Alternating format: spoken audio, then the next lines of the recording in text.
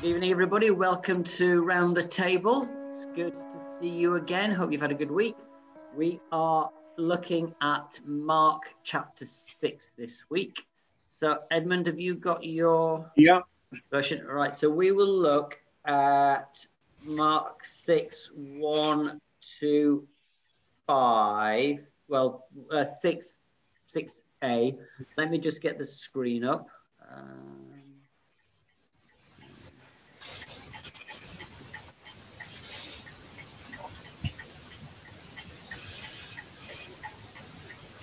There we go. Great, Edmund. For Chris's benefit, this is from a parallel Messianic Jewish translation. Then Yeshua left and went to his hometown, and his disciples followed him. On Sabbath, he started to teach in the synagogue, and many who heard him were astounded. They asked, "Where did this man get all this? What's this wisdom he's been given? What are these miracles worked through him? Isn't he just the carpenter, the son of Mary, the brother of Jacob and Joses and Judah and Simon? Aren't his sisters here with us?" And they took offense at him. But Yeshua said to them, "The only place people don't respect a prophet is in his hometown, among his own relatives, and in his own house." So he could do no miracles there other than lay his hands on a few sick people and heal them. He was amazed at their lack of trust. Great, thanks, Edmund. So yes, so it's quite interesting. The Jesus goes back to obviously to his hometown, and they doesn't get a great reception, and they're actually quite insulting, because when they refer to him as the son of Mary, it would be normal for them to refer to him as the son of Joseph, but they're obviously alluding to the fact that there was some doubt as to his father, because obviously Mary was pregnant before she was married, and so they describe him as the son of Mary as opposed to the son of Joseph. And the commentators think this is because they're being a bit disparaging about his birth. Any thoughts on that, Edmund? I know that's what folks say, but I have a particular problem with that normal interpretation, because it says that when Joseph found out, he decided to put her away secretly rather than expose her to shame, right? Mm-hmm. Therefore, that means at that point, other people didn't know. Because what would be the point of making the comment? Well, don't you think that's possibly talking about Joseph's intention as opposed to what's possible in an agrarian society where everyone is so closely knit, and, she should have had to have gone into hiding for a long time. And we know she didn't do that because she went to visit Elizabeth. And so, Elizabeth comments that, the baby in her leapt at her presence because of the baby inside Mary. So that's revealed by the Holy Spirit. That's not because everybody knew, in my argument. Because otherwise, the point of putting away with the quickie divorce was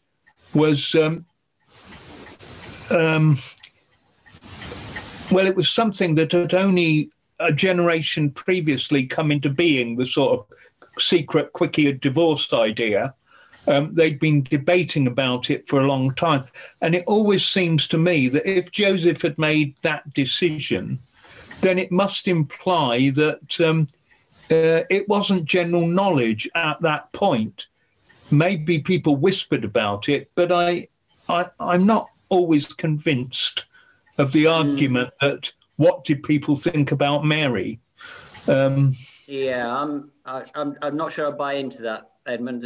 See, this is great, Chris. Edmund and I love to look through into a room from different windows. So you're certainly not going to find Edmund and I agreeing about everything, are you, Edmund? No.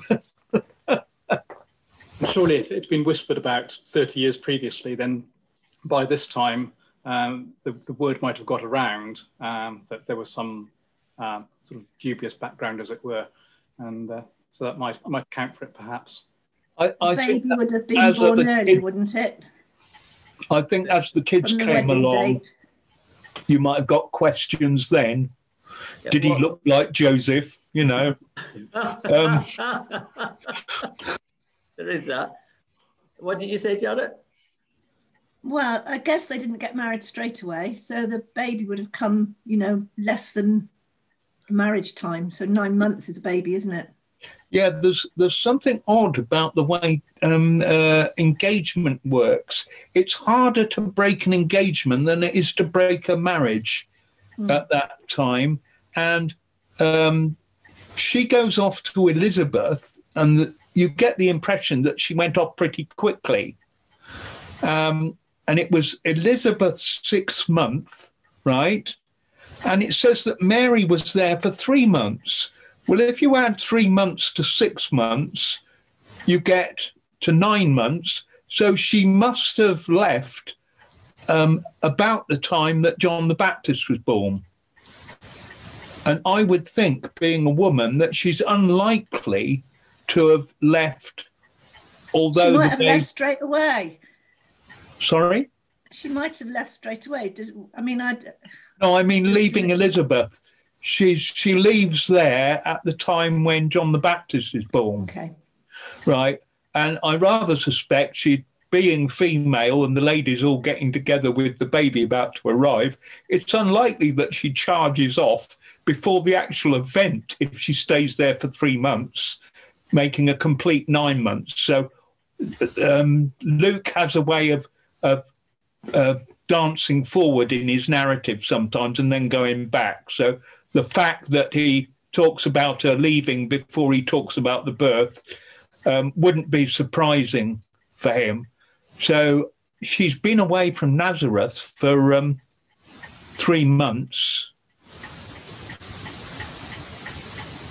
Yeah, so, I mean, when a girl gets to 6 months pregnant in a village environment, it's really hard not to people not to notice. That doesn't work in a Middle Eastern environment because of like they talk about ladies in burqas, you can't tell what's going on. Middle Eastern clothing, pregnancy doesn't show in the same way in Arabic countries. You can't until very late on, and that would be normally by the way they walked rather than the tummy. Well, I'm afraid I go with the commentators on this because I'm curious as to why they referred to him as Mary's son and not Joseph's.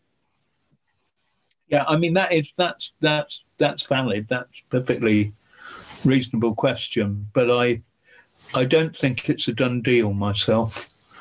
Okay, well there you go. It's like many things. It's open to interpretation. We'll find out when they show us the replay. Yes.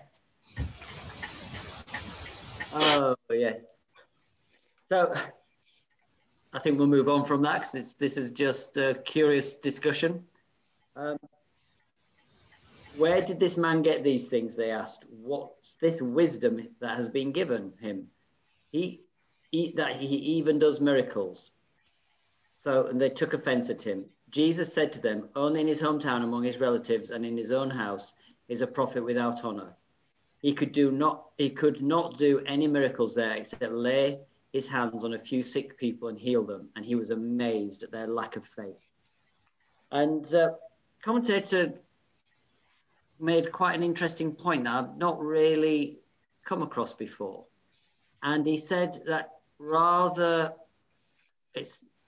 this is drawing attention not to the limits of Jesus' power, but rather to the privations which result from unbelief. And that actually we should view it that it was inappropriate to perform miracles in that environment. So Jesus limited himself because the miracles are in response to faith. So it's not that it was impossible for Jesus to do the miracles, but it just wasn't appropriate in a lack of faith environment to continue to do them.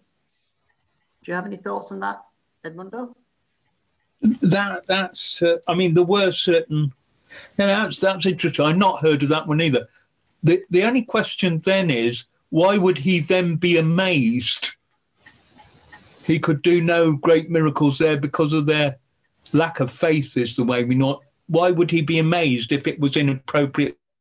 Well, no, he was do amazed. them. If you look it at doesn't say he was amazed that he couldn't do miracles. It says he was amazed at their lack of faith. If you look at the parallel passage in Luke, I was looking at it earlier on,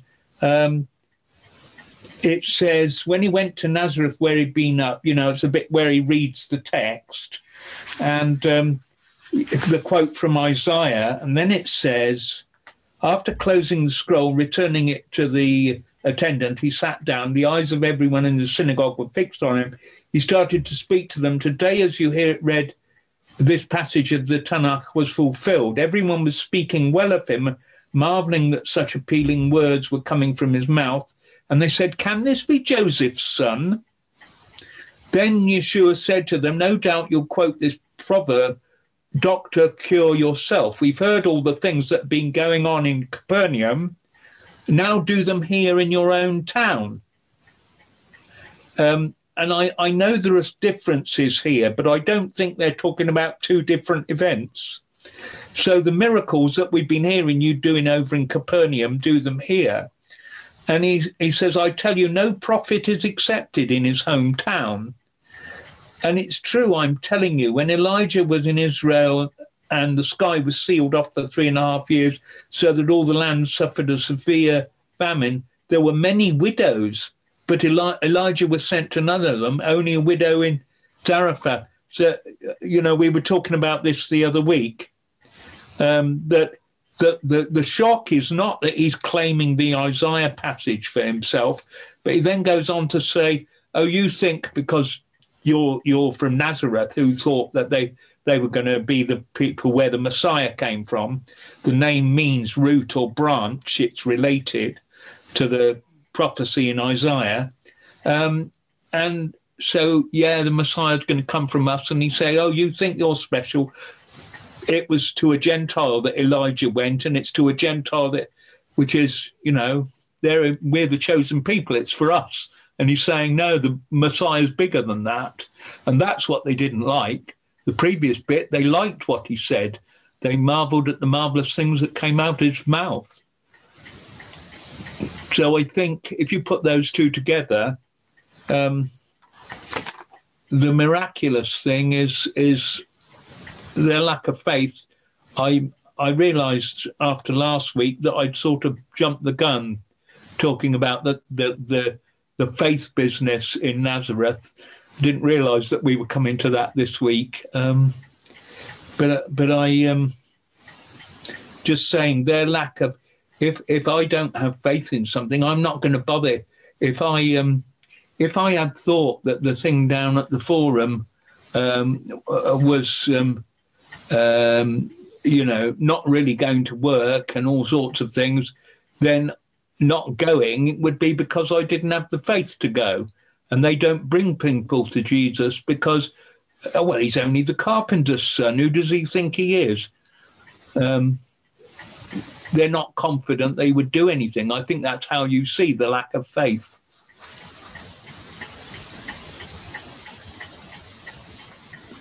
Any comment?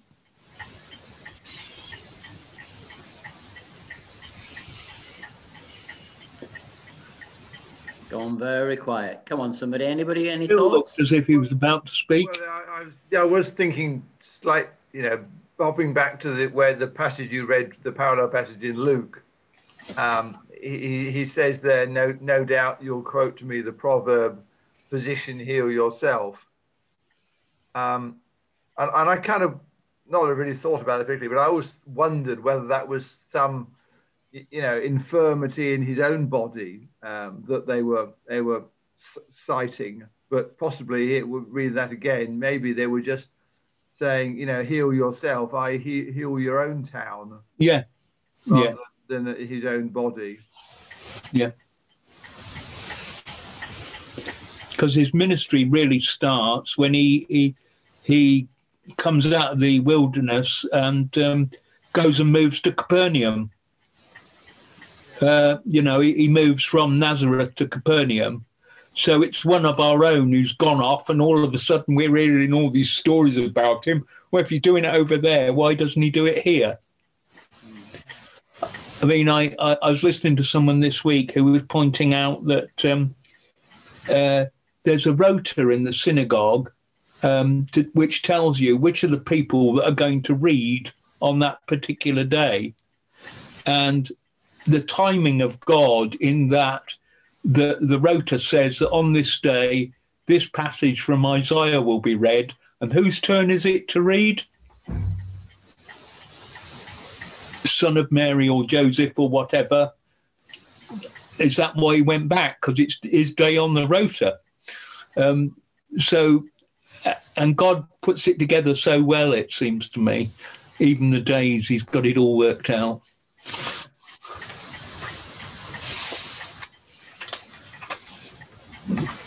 So the commentators say that this rejection story is intimately linked to the mission of the 12, because there's a tension between faith and unbelief that permeates both accounts. So, and what Mark is showing is that, there were those who were opposed to Jesus, those who didn't believe in Jesus, and it wasn't just, even though he was doing all these miracles and had great words of wisdom, people weren't necessarily getting on board with it all. So, Edmund, do you want to read verse 6b through to 13? I'll just get that up on. Okay, yeah. So let me get that up on screen, Edmund. There we go. Then he went through the surrounding towns and villages teaching. Yeshua summoned the 12 and started sending them out in pairs, giving them authority over the unclean spirits. He instructed them, take nothing for your trip except a walking stick. No bread, no pack, no money in your belt. Wear shoes, but not an extra shirt. When you enter a house, stay there until you leave the place. And if the people of some place won't welcome you and they refuse to hear you, then, as you leave, shake the dust off your feet as a witness to them. So they went out and preached that people should turn from sin to God. They expelled many demons, and they anointed many sick people with oil and healed them. Sorry. Thank you, Edmund. So this is the third tour of the Galilean villages, and the commentators say that the Jews recognized delegation, and that there was a common saying, the sent one is as the man who commissioned him. I was going to quote that. Yeah, the sent one is as the man who commissioned him. So that was a recognized saying amongst the Jews at that time. And that there were two conforms to the Mosaic by the mouth of two witnesses. So, Edmund, what do you have on that? Well, I think that's the fact of going out in pairs, like you were saying. A thing is established by one person isn't enough. So there being two of you, that's the minimum required for a thing to be accepted legally. So then they're observing things and they're reporting them, and there were two of them. So that's a real, it's not just hearsay. And then one of the things I like about this, it struck me a long time ago, I began to think about this. We often wonder why we don't see a lot of stuff happening here in the affluent West. You know, you hear about stuff in the third world. And one of the things that struck me is that it's a bit like when the children of Israel go into the wilderness. They are put in a position where they're only going to survive if God turns up. they are not capable of, Moses is not capable of leading all those people through the wilderness unless God turns up. And Jesus here is sort of saying you can't have the usual sort of things around you that would normally be expected. You're really going to have to, I think, it means you're really going to have to depend on God. I was talking to Hadrian over in America, and we were laughing because when he was a youngster, I had shown him at one point Arthur Blessitt, the guy from the Jesus People time, and I was talking about, and he was curious, and I said, well, he carried this cross, and he's been carrying it all the way around the world. And as soon as I said it, I looked at Hadrian, and I thought, oh, I shouldn't have said that. And I discovered 2 or 3 days later that Hadrian wasn't around. He disappeared. And I thought, oh, help. And 2.5 weeks later, he came back. He'd been all the way down to Cornwall carrying a cross because he thought it sounded like a brilliant idea. And I mean, the Lord was very, very nice to him, and stuff happened. You know, I don't think we're all supposed to rush off with crosses, but Hadrian was young and eager, and the Lord did some lovely things because he had no resources, and things would turn up. And if we get resources, well, you know, we don't need God in the same way.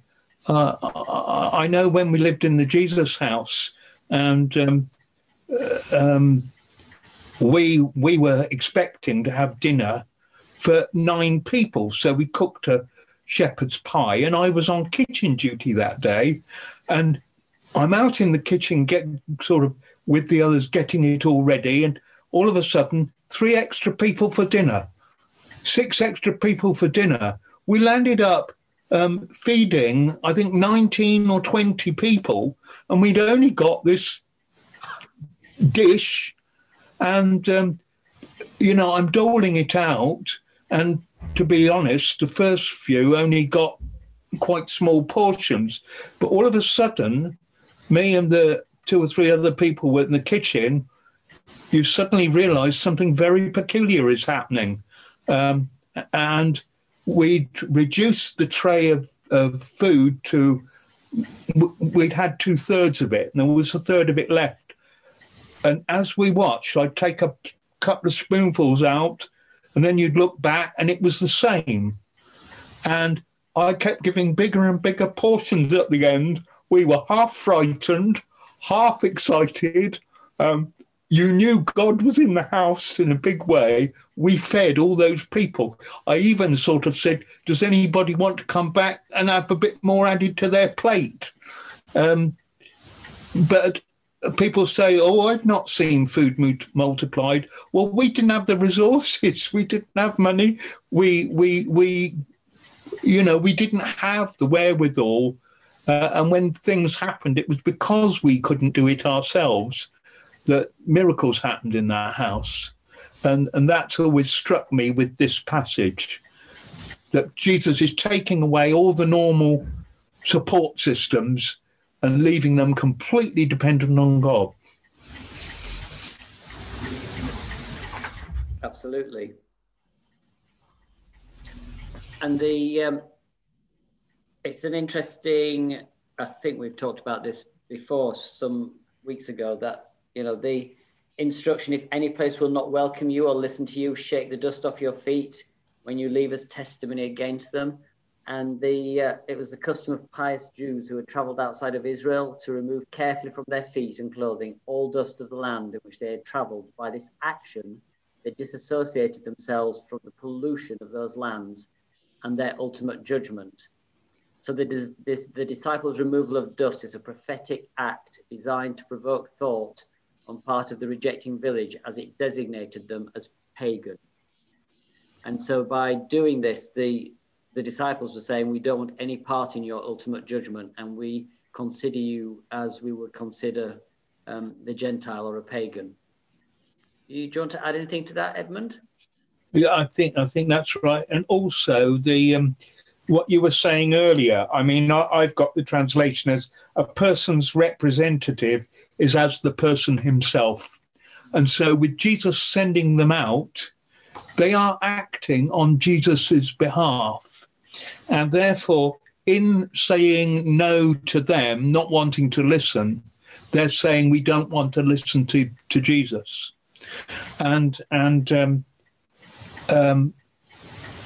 So that's not just not wanting association. It's saying, Jesus says when he's overlooking Jerusalem, he said, Jerusalem, who always how often I would have gathered you as a hen gathers her chicks, but you would not. Therefore, this is what is going to happen. And it's a parallel with that. It's exactly like that the in this case, if they don't respond to you, wipe the dust off their feet as a witness. It's exactly that parallel. But the thought struck me this afternoon as I was thinking about it. A person's representative is as the person himself. We've talked before about the name of, doing something in the name of Jesus. And that's nothing to do with just bringing out the name of Jesus. It's to do about being the representative of Jesus. And the thing that struck me, particularly with this translation, a man's representative is as the person himself. If we are either representing Jesus or if we're not representing him, what are we doing? We are misrepresenting him.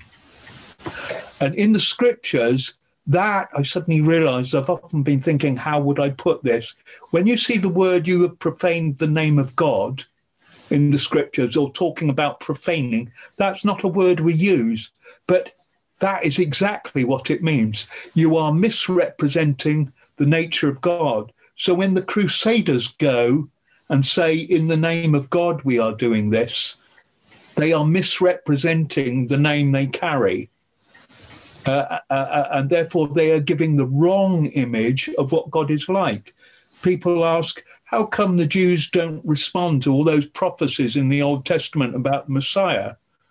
Well, the Messiah's followers, if Jesus was the Messiah, look at his followers. What have they represented of their Messiah over the centuries? We have stopped the Jews being able to. We've at least contributed to them not being able to recognize their Messiah because we have misrepresented our Messiah in the way we treated with them or interacted with them. Your clock's doing a really good bong this week, Edmund. We always know when we're halfway through, Chris, because the clock goes.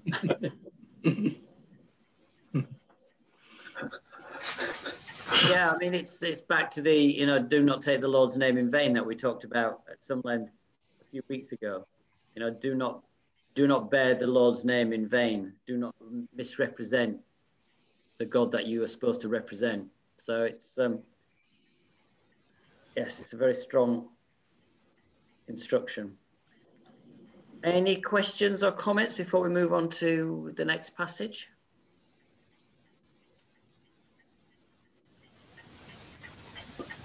You're very quiet tonight, you guys. Yeah, they're all shy because Chris is here. Right, I'm going to share the screen. So, Edmund, we're going to go from 14 through to 29. All right, the end of the Herod thing, yeah. Yeah, I see. Okay, I've got you.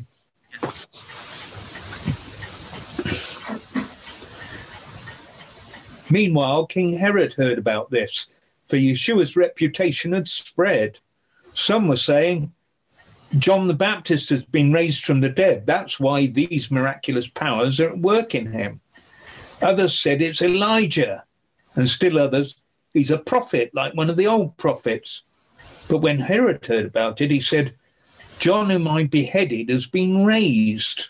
For Herod had sent and had John arrested and chained in prison. Because of Herodias, the wife of his brother Philip, Herod had married her. But John had told him, it violates the Torah for you to marry your brother's wife. So Herodias had a grudge against him and wanted him put to death.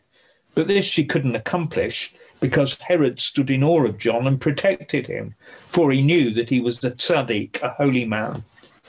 Whenever he heard him, he became deeply disturbed, yet he liked to listen to him. Finally, the opportunity came. Herod gave a banquet on his birthday for his nobles and officers and the leading men of the Galilee. The daughter of Herodias came in and danced, and she pleased Herod and his guests. And the king said to the girl, "Ask me whatever you want, I'll give it to you." And he made a vow to her, "Whatever you ask me, I will give you up to half my kingdom."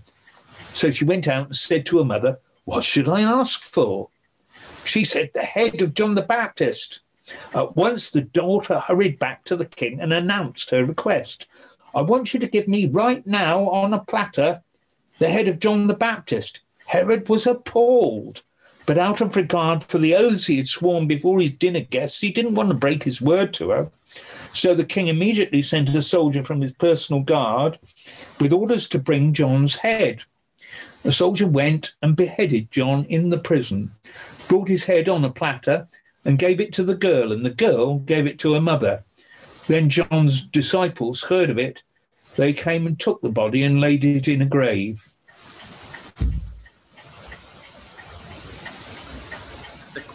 Quite the detailed telling of the story, and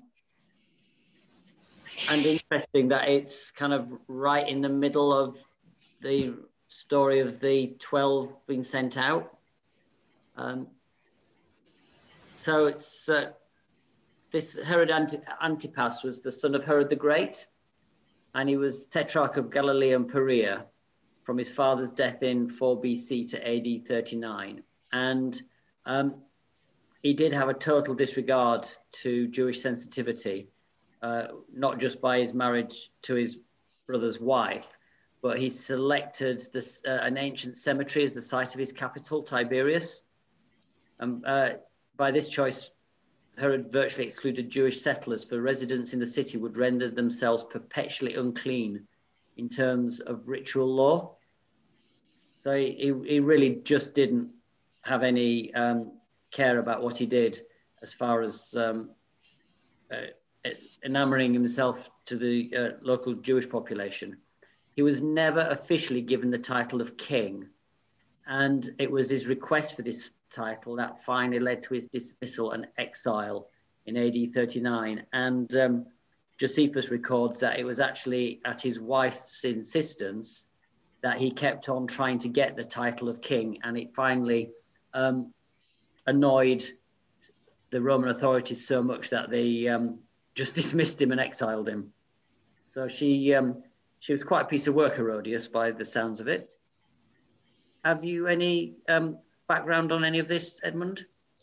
No, I got bits I hadn't heard before from that one. So no, on that the bit, he was extremely violent. You know, he was. You remember when Joseph and Mary come back from Egypt?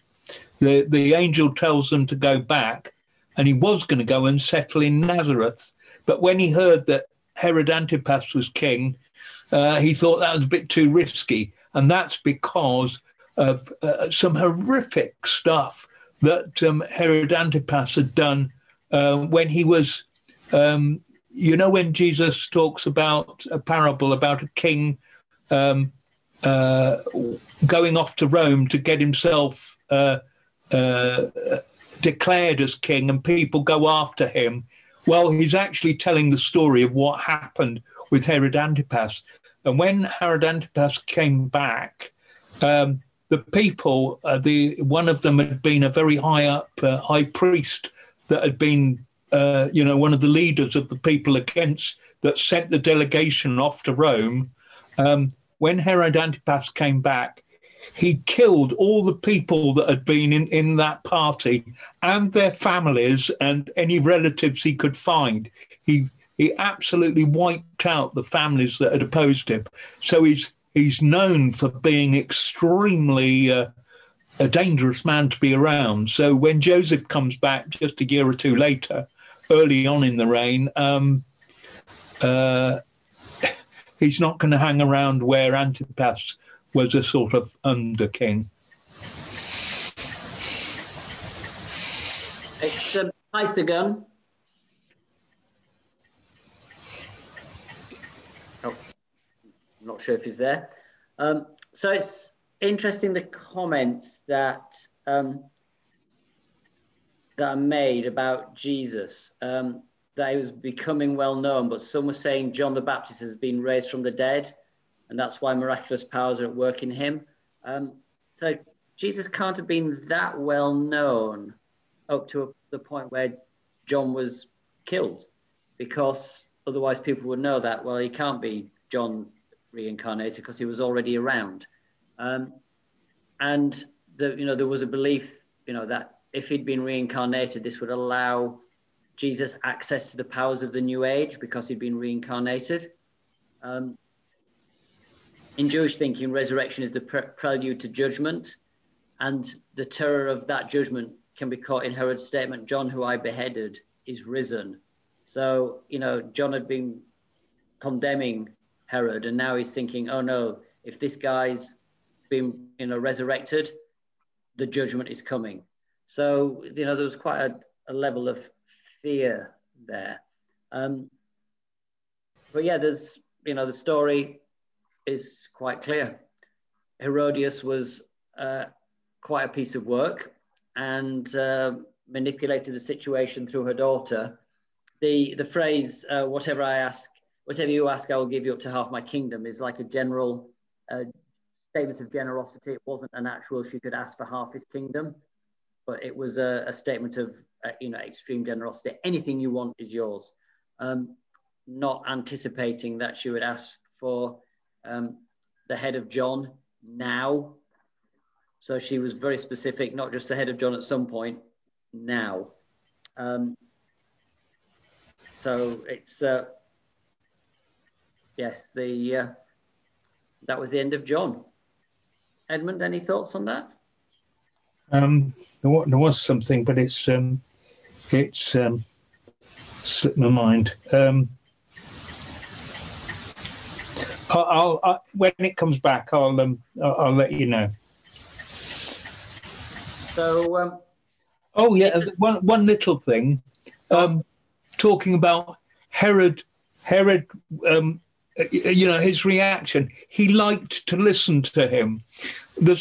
In Ezekiel, you get curious things where Ezekiel's telling them all sorts of dire things, but they do like to go and listen to it because he tells the stories so well. We like to listen to him. We don't pay attention to what he's saying, but it's great to sit and listen to him, even if we don't pay attention to anything he says. And Herod seems to be in that line, Yes. Who was it who listened to Paul? Is it? Yes, it's Festus? the son of Herod, or the next one down. It's Herod Agrippa. Agrippa, that's it. Yes, he's much more sympathetic. People liked him a lot because he was very careful to follow the Jewish things, and I think it's his mother was Jewish, and therefore he's considered properly Jewish. And he is very interested in Jewish things, which is why Paul says to him, I know you know about this. You're an expert in these questions. He knew all about what had been going on. Oh, I know what it was that I was going to say. You were talking about John the Baptist and people not sort of connecting the two. John the Baptist mostly operated in Judea. Because if you remember, that's where he's born and brought up and all, is down south. Whereas most of Jesus, what Jesus did, it says in the scriptures, then Jesus began to speak to those places where most of his ministry had been done, and that was Capernaum, Bethsaida, and Chorazin. Now, apart from there, we don't get any other mention of Chorazin, but Chorazin is a major place there, and Jesus would clearly be in there as well, even if we're not actually told the name. And that's an area, it's a triangle. It's 2 miles by 2.5 by about 3.5. And some scholars refer to that as Jesus' evangelical triangle, because by far the greatest proportion of the Gospels and his miracles take place in that. That's why he really castigates them, because they may not have seen him so often down in Judea, where John was, but they certainly knew him up the top of the Sea of Galilee. Incredibly small area, isn't it? I mean, it's like saying Bath. Yeah. I mean, it's such a small area, but I mean, I suppose people maybe didn't travel quite the distances that we travel so easily nowadays. Mind you, to get sense of perspective, when they set out in the boat, but people see them setting off, so they rush and get there ahead of them, going by land. Well, the Sea of Galilee is 12 miles by 7 miles. And they've now got a cycle track that goes all the way around it, sort of thing, a cycle path. And you can do that circuit, I was told, when I was in Tiberias. You can bike around there in about 3 hours. Mm.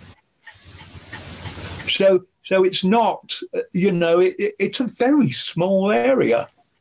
Yeah. I was looking at a map today, and Jerusalem to Tel Aviv is only like 40 miles or something. It's really quite, it is a quite small place. Right, we are cracking on today. This is great. Right. Can I ask a silly question? You can. Not a silly question. There's no silly questions, Jana. The last bit says, when John's disciples heard what happened, they came to get his body and buried it in a tomb. So presumably they went to the prison. What happened to his head? Who knows? Herodias had it. There are some historical things which they connect to this. As I say, when we get to see the replay, we'll know. But you find there are legends about a head, the believers of John continued beyond the end of the New Testament, beyond the end of Acts. They were still around quite a considerable time afterwards. And I think they were mostly called the Ebionites. If I remember right, something to do with the Ebionites, and they were around for quite a while after this time, and there was strange stories about a group of people who used to follow a holy man, and they had a head, and it was said people used to say, "Oh, I think they're worshipping them," and it got mixed up with all sorts of strange things. So there are legends around the head. Is what I'm saying. And disciples would be allowed to come and collect the body and stuff. Whether they went off with the head as well, I don't know. Who knows? Right, Edmund, we're going to crack on and we're going to go 30 through 43, but I kind of have a feeling we might not get all of this done tonight, but we'll see. Okay. Those who had been sent out rejoined Yeshua and reported to him all they'd done and taught. There were so many people coming and going, they couldn't even take time to eat. And so he said to them, "Come with me by yourselves to a place where we can be alone and you can get some rest." They went off by themselves to an isolated spot. But many people, seeing them leave and recognizing them, oh, here it is, ran ahead on foot from all the towns and got there first. When Yeshua came ashore, he saw a huge crowd. Filled with compassion for them because they were like sheep without a shepherd, he began teaching them many things. By this time, the hour was late. The disciples came to him and said, "This is a remote place and it's getting late. Send the people away so that they can go and buy food for themselves in the farms and towns around here." But he answered them, "Give them something to eat yourselves." They replied, we're to go and spend thousands on bread and give it to them to eat? He asked them, how many loaves do you have? Go and check. And when they found out, they said 5 and 2 fish. And then he ordered all the people to sit down in groups on the green grass. They sat down in groups of 50 or 100. And then he took the 5 loaves and the 2 fish, and looking up to heaven, made a barakah. That's a blessing over food, all right? Next, he broke up the loaves and began giving them to the disciples to distribute. He also divided up the 2 fish among them all. They all ate as much as they wanted, and they took up 12 baskets full of the broken pieces of fish. Those who ate the loaves numbered 5,000 men. Immediately, Yeshua had his disciples get in the boat and go on ahead of him. Stop there. Oh, sorry, yeah. We're there. You're rushing on, don't worry. So, the commentator says that really from this passage up to the end of chapter 8, verse 30, there's the repeating motif is bread, and that bread keeps coming up. And it's it's fascinating. As Edmund said, the people beat them around the lake, so they weren't going that fast over the water.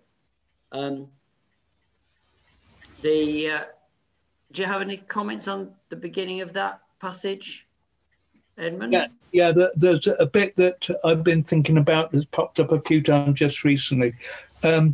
Particularly, I'm thinking about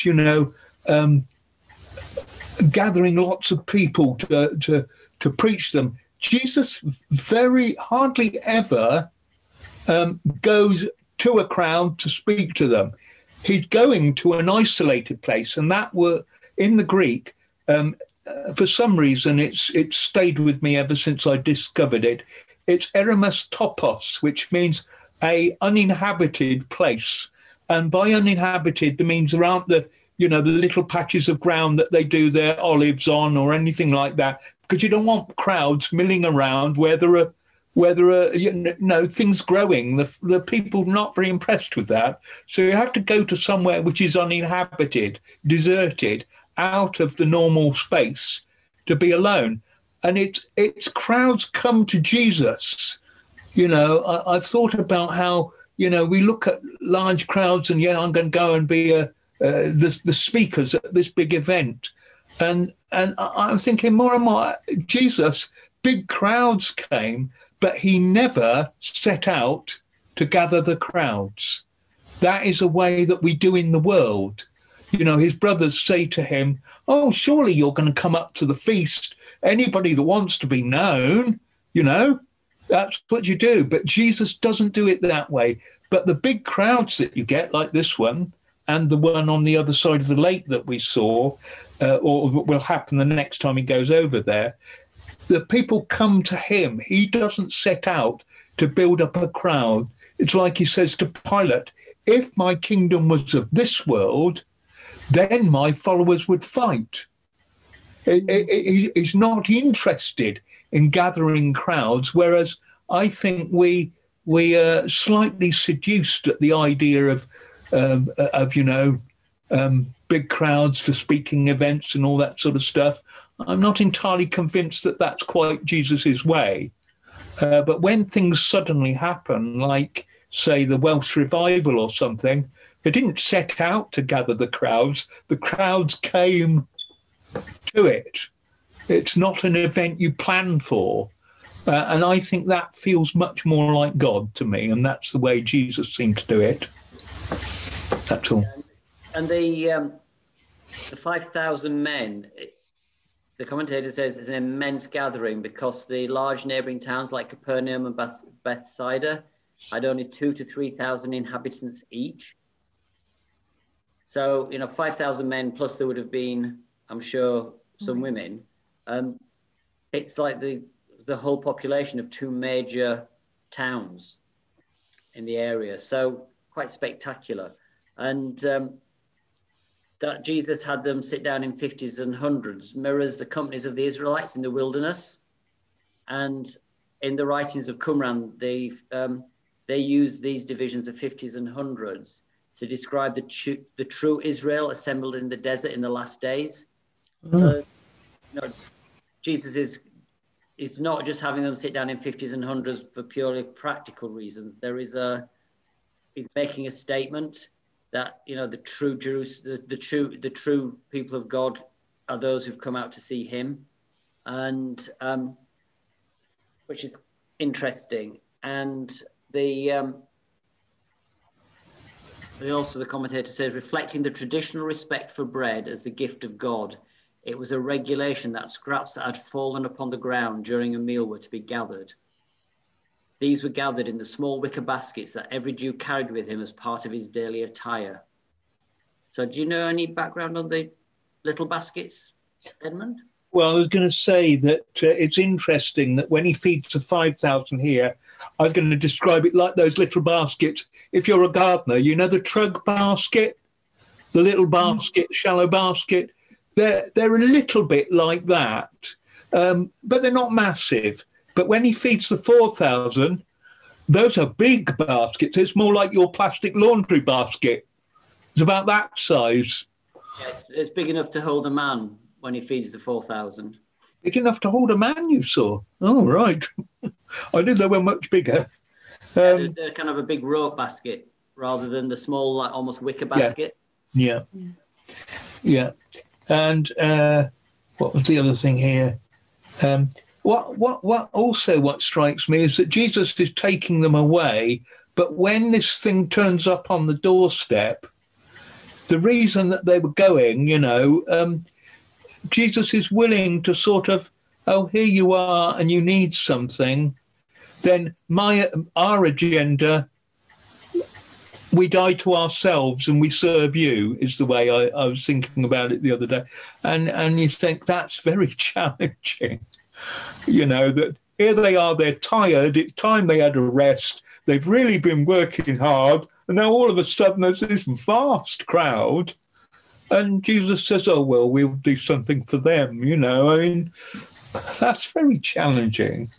Yeah, come with me by yourselves to a quiet place and get some rest. Yeah. Oops. Reboot that. Yeah. But other little point here, just to say, it actually used the Hebrew word here. Then he took the 5 loaves and 2 fish, and looking up toward heaven, made a barakah, which is the blessing. Blessed are you, Lord God, King of the universe, who have given bread from the corn to eat. And it's still used the same one today. I've got slightly the last line of that, slightly the word change different, but that's the basic idea. And person who was talking about it, that I learned it from, said when he was in Hebrew University as the only Gentile in among all these ultra-Orthodox, they asked him to, at one point, his turn to pray over the food, you see. And so he did the classic Christian thing of asking the Lord to bless it. And they're all giving him very odd looks and looking at the food and saying, is there something wrong with it? Because the idea isn't you bless the Lord for, the blessing is of the Lord. The object is the Lord for what he has given. You don't bless the food. They thought that was very peculiar.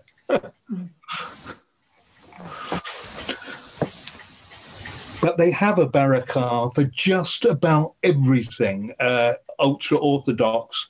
They have a blessing for everything you can, from when you're getting up in the morning and putting on your clothes, even going to the loo as its own special blessing. If you watch The Chosen, when they do the wedding in Galilee, when Jesus changes the water into wine, they do the blessing all the time through that whole marriage thing when they've got the wine and things. It's really good. Yeah. Very similar blessing that you were saying, Edmund. Yeah.